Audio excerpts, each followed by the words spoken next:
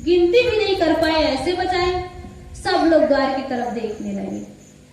द्वार खोले, अष्टवक्र को देखे बंधुओं, बड़े ध्यान से सुनिएगा।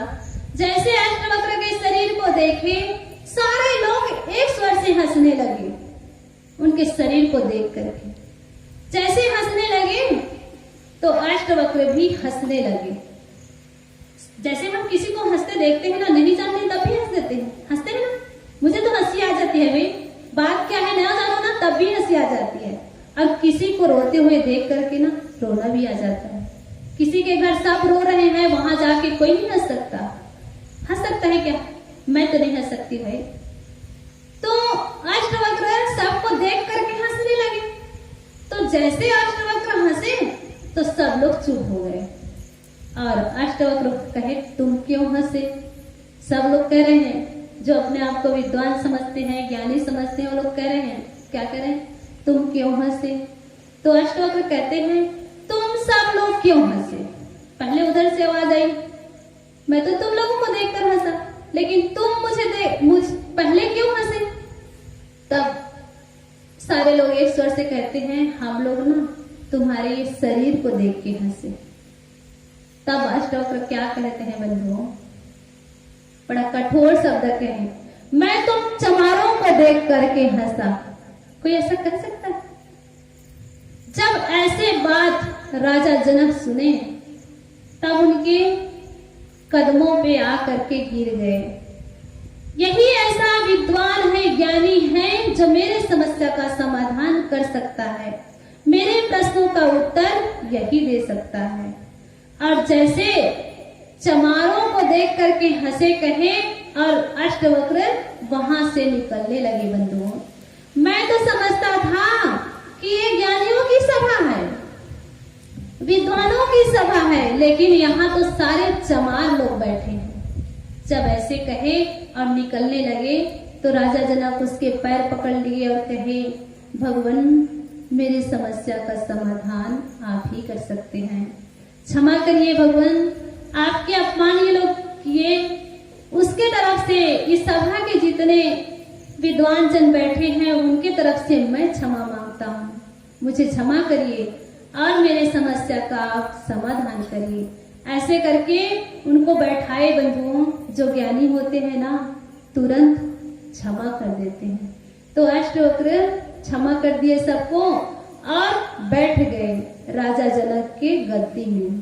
राजा जनक के गद्दी में राजा जनक बैठाए और बैठा करके कहे, भगवान मेरे समस्या का समाधान आप ही के पास है, मेरे प्रश्न का उत्तर आप ही के पास है, आप मेरे समस्या का समाधान करिए। तब अष्टवक्र कहते हैं, बताओ राजन क्या बात है, क्यों दुखी हो, क्यों परेशान हो, क्या प्रश्न है? तब राजा जनक कहते हैं बंधुओं कि मैं रात में स्वप्न देखा, वो स्वप्न में मैं भिखारी बनकर घर घर भीख मांग रहा था। तो मैं यही जानना चाहता हूँ कि जो मैं भिखारी की तरह भीख मांग रहा था वो सत्य है कि अभी जो राजमहल में सभासद में बैठा हूँ सबके सामने वो सत्य है? क्या सत्य है यही मैं जानना चाहता हूँ। बंधुओं, जो ज्ञानी होते हैं, महापुरुष होते हैं, पहुंचे हुए महात्मा होते हैं, वो क्षण भर के लिए शांत हो जाते हैं। वैसे अष्टवक्र शांत हो गए और शांत हो करके आंख बंद करके सोचे, इतनी छोटी सी बात जिसको यहाँ इतने लोग बैठे हुए वो नहीं बता पाए। और राजा से कहने लगे, राजन स्वप्न देखे तब कहाँ थे आप? गौर से सुनिएगा, स्वप्न देखे तब कहाँ थे आप? स्वप्न को देखने वाला कौन है? राजा जनक से कह रहे हैं, कौन? अष्टवक्र कह रहे हैं, स्वप्न को कौन देखा? तो राजा जनक कहा, मैं देखा। अभी जो देख रहा है उसको कौन देख रहा है? तो राजा जनक कहता है, मैं ही देख रहा हूं। तब अष्टवक्र कहते हैं कि ना वो सत्य है ना ये सत्य है, देखने वाला तुम सत्य हो। बंधुओं, जब ये बात कहे राजा जनक को अष्टवक्र, तो राजा जनक कहे, धन्य है प्रभु आपकी लीला, आपकी महानता, जो मेरे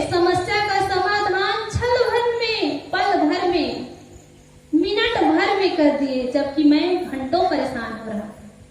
बंधुओं, यही बात है, जब तक हम सदगुरु से परिचय नहीं करेंगे ना, तो क्षण भर की समस्या को हम घंटों और पूरा जीवन भर उस समस्या से जूझते रहते हैं। और सदगुरु से हमें परिचय हो जाता है ना, तो हम अपने आप को जान लेते हैं। देखने वाला कौन है? हम ही हैं। स्वप्न देखने वाला कौन है? हम ही हैं। और जो यहाँ दिख रहा है वो कौन देख रहा है? हम ही देख रहे हैं।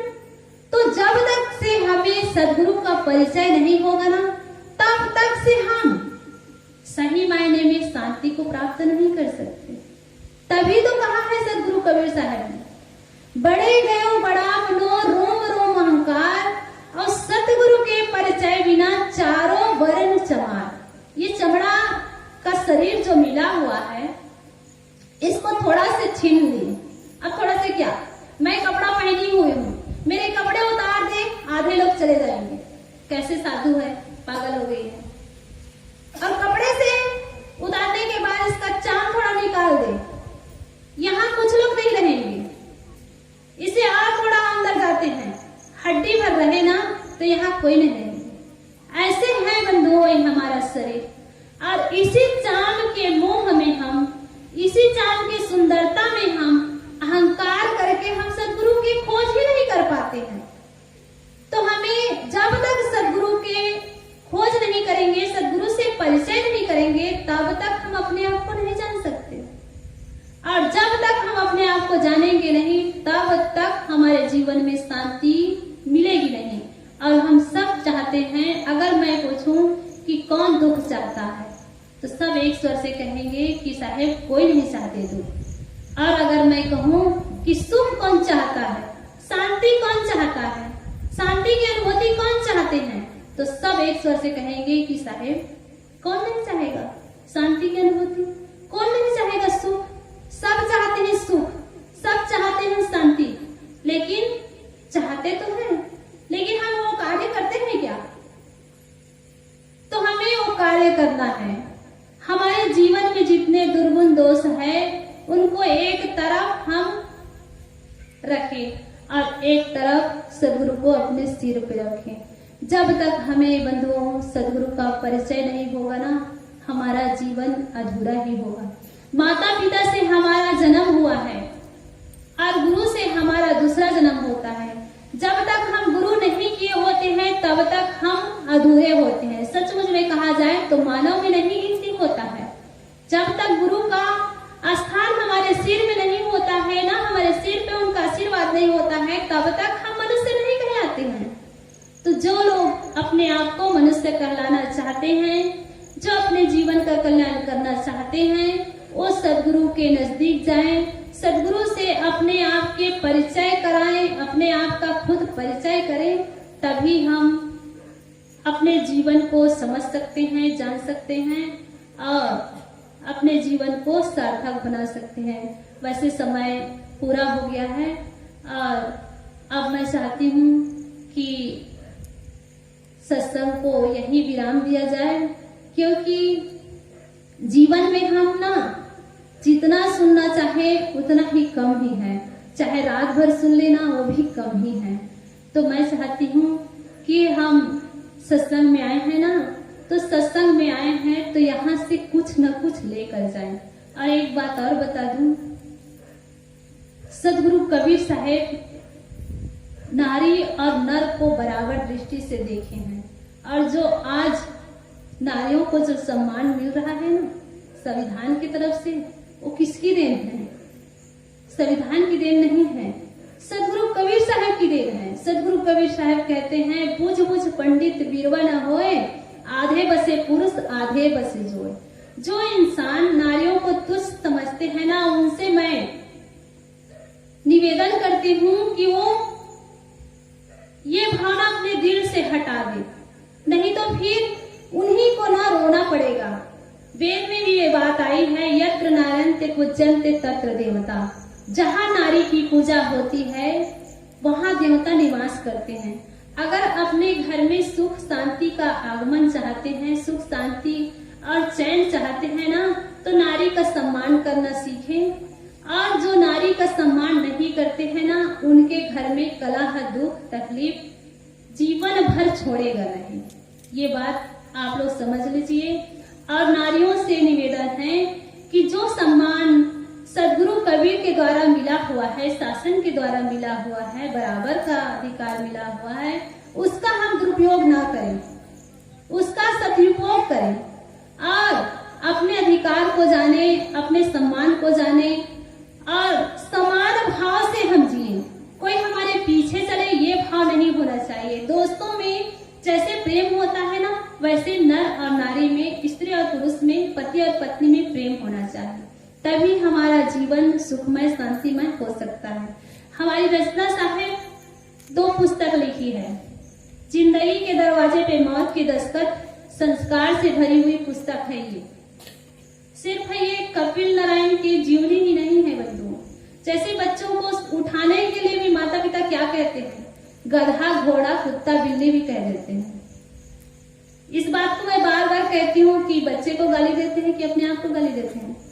गधा, घोड़ा, कुत्ता कह रहे हैं तो भी तो अगर पिता कह रहे हैं तो बैल हो गया है, और अगर माता कह रही है तो गाय हो गई है।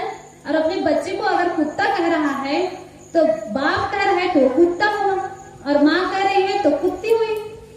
तो अपने आप को गाली देते हैं। तो इस बात को ना आप लोग सावधान हो जाइए। जब हम सुबह बच्चे को उठाते हैं ना, तो बड़े प्यार से उठाएं। लल्ला, बेटा, मुन्ना, राजा ऐसे कहो, उसका पूरा दिन अच्छा रहेगा। लेकिन क्या करते हैं? गधा, घोड़ा, मूर्ख, क्या क्या कहते रहते हैं। तो उनका सुबह का समय ही खराब कर देते हैं। तो बच्चा कैसे सुधरेगा, कैसे संस्कारी होगा? तो इसमें संस्कार की बातें हैं। ये हमारी रचना साहब ने की है। और एक और पुस्तक है नारी शक्ति का स्रोत। माताओं, अपनी शक्ति को पहचानो। आप में अनन्य शक्ति है, लेकिन अपनी शक्ति को दबाने में इसकी क्षमता नहीं है, इसको जगाने में है। एक पुरुष को 3 किलो का ईटा बांध करके एक दिन के लिए उसको घूमने को कहा जाए गली में, या घूमने के लिए नहीं कहो, घर में ही बैठने के लिए कहा जाए ना 3 किलो का, तो एक दिन बेचैन रहेगा। उनके लिए एक दिन पता नहीं कितने महीना क्या लगेगा। लेकिन एक माता 5 किलो का बच्चा, 3 किलो का बच्चा होता है, मैं जानती हूँ, और 2 किलो का लगभग फूल होता है, तो 5 किलो पूरे 9 महीने तक धोती है, 9 और 10 महीने तक। तो इतनी शक्ति है, इतनी क्षमता है। जब बच्चे को जन्म देती है तो असहनीय पीड़ा सहती है, उसमें शक्ति है तब तो सहती है। लेकिन अपनी शक्ति को नहीं जानने के कारण घर में कलह, परिवार में कलह और समाज में भी कलह है। अपने शक्ति को जानो, अपने आप को पहचानो। जब हम ही अपने शक्ति को नहीं जानते, भेदभाव करते हैं। एक नारी भी एक लड़की के लिए भेदभाव करती है। एक साथ अगर जुड़वा लड़के और लड़का हो ना, तो लड़के को अगर काम धाम की बात हो ना, तो लड़के को कहेंगे बेटिया झाड़ू लगा, लड़के को नहीं कहेंगे। बर्तन धोने की बात कहे ना, तो लड़के को नहीं कहेंगे वहीं बैठा हुआ है, लेकिन लड़के को तो नहीं कहेंगे। कोई मेहमान आया ना, तो लड़की को कहेंगे बेटा थोड़ा चाय बना दे, 2 कप चाय बना दे, लेकिन लड़के को नहीं कहेंगे बेटा 2 कप चाय बना दे। तो हम समाज की बात नहीं कह रही हूं मैं, घर से हम शुरुआत करें। कुछ लोग कहते हैं साहेब ये परंपरा है, कुछ लोग कहते हैं ऐसी सबकी मान्यता है। मैं तो कहती हूँ जो परंपरा गलत है, हम समझ रहे हैं, जान रहे हैं, तो उस परंपरा को तोड़ने के लिए ना टाइम न देखो, तुरंत उसको तोड़ दो, अपने से शुरुआत करो।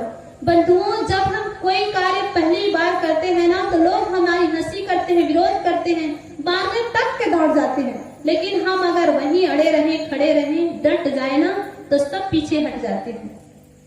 जैसे कोई हमारे सामने सबल से सबल इंसान हो और हमें लड़ने के लिए, मारने के लिए आ रहा हो, और हम भी डट जाएं, अरे कैसे मारोगे, देखते हैं, तो पीछे हटेगा, ले भाई मार ले, तो मार कर ही जाएगा। तो हम अपने शक्ति को जाने, अपने आप को पहचाने, हमें अनंत शक्ति है, जननी है ना आप। संसार में जितने महापुरुष का जन्म देने वाली आप ही हैं, और आपको कमजोर कोई पुरुष नहीं करता है, आप अपने आप में ही कमजोर हो जाती हो। इस कमजोरी को दूर करो, अपने शक्ति को जानो। बस मैं इतना ही कह करके अपने वाणी को विराम देती हूँ। और जो पुस्तक, जिनको ये पुस्तक चाहिए वो ले सकते हैं। बोलिए सदगुरु कबीर साहेब की, संत समाज की, भक्त समाज की, साहेब बंदगी साहेब।